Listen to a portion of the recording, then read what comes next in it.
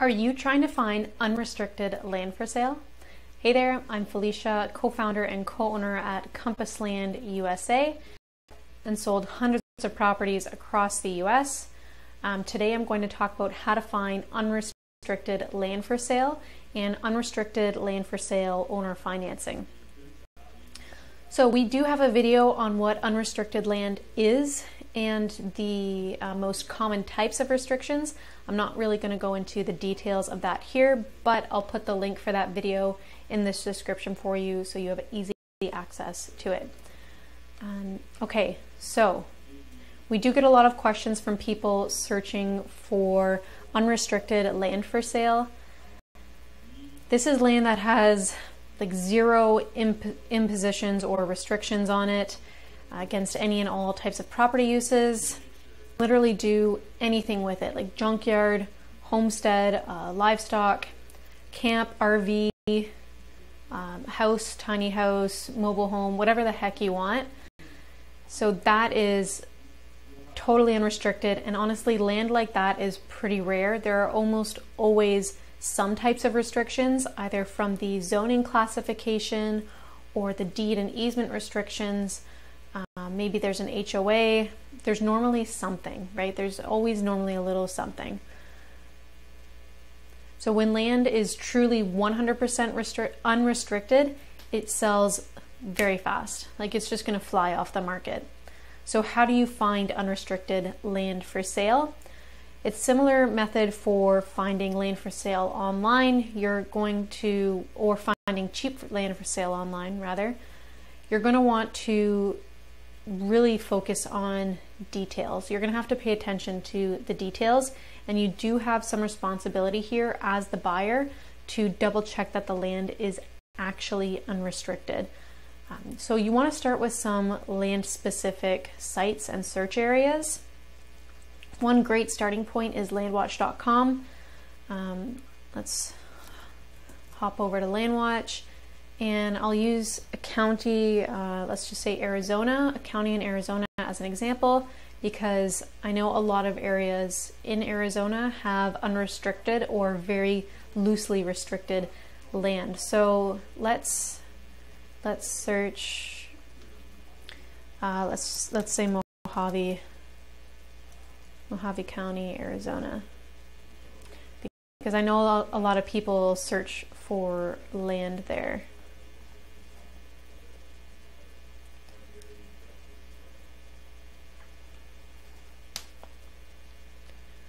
So they narrow it down by city. Let's just select, let's do Golden Valley to narrow down the results. Okay, so let's just pick any one of these land listings. Let's just see. So unfortunately, these websites, they won't have anywhere on them and like an unrestricted land box or field, because then they're liable for having told you that that property was unrestricted. Instead, they'll have a land type, activities, easements, property use. So they'll have fields like that. So you can see under here, they've got these features, but the features don't really tell the whole story, right? So proposed use, this one's actually pretty good. Agriculture, hunting, fishing, residential. You'll remember I said that this does require some manual work.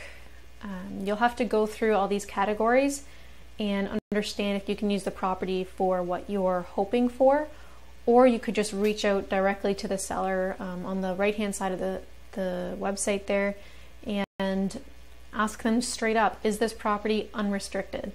And you might want to tell them what unrestricted means to you so you guys are both on the same page, but they'll probably give you an answer like what I'm talking about here, where it's really rare to have 100% totally unrestricted. So it really matters more that what you want to do on the property is allowed.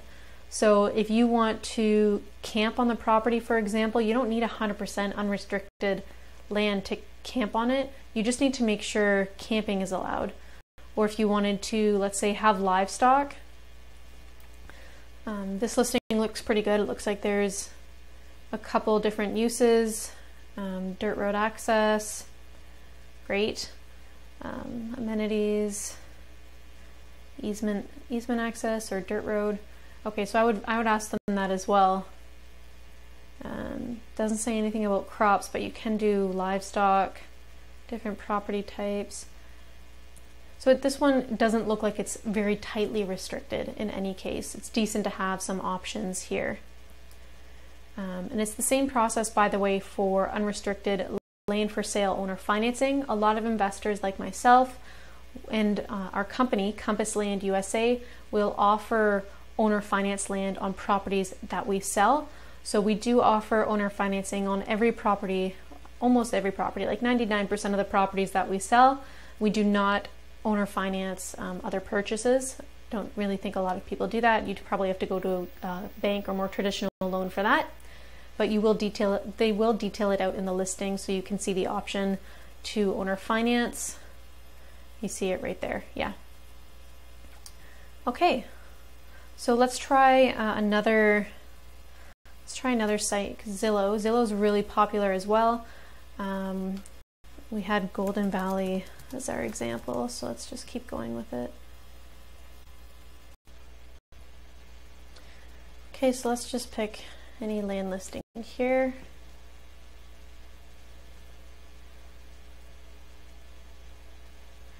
And this is going to be a similar process. We're going to have to manually parse through the listing, pick out the restriction categories, and kind of go through the different fields and piece together what restrictions there are or could be, and figure out if the property use that we want is actually allowed on this property. So for Zillow, I'm looking things like HOA, road type.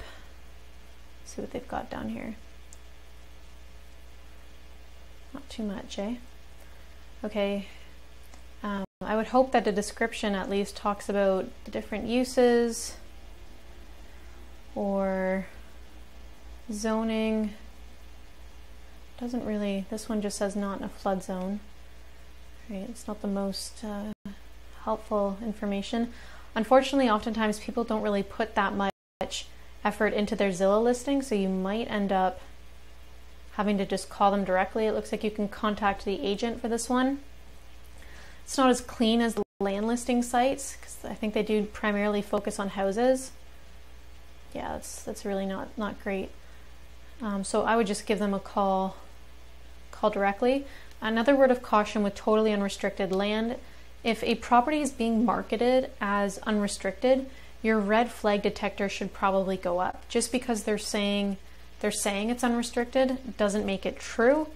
For people selling on sites like Facebook Marketplace or Craigslist, because there's no moderation or accountability there. It's kind of like buying something at a garage sale, right? It might not always work, or there might be something off about it that you can't really tell right away, but they could say works fine, or it's got a great price. So you do want to double check, give the county a call to confirm.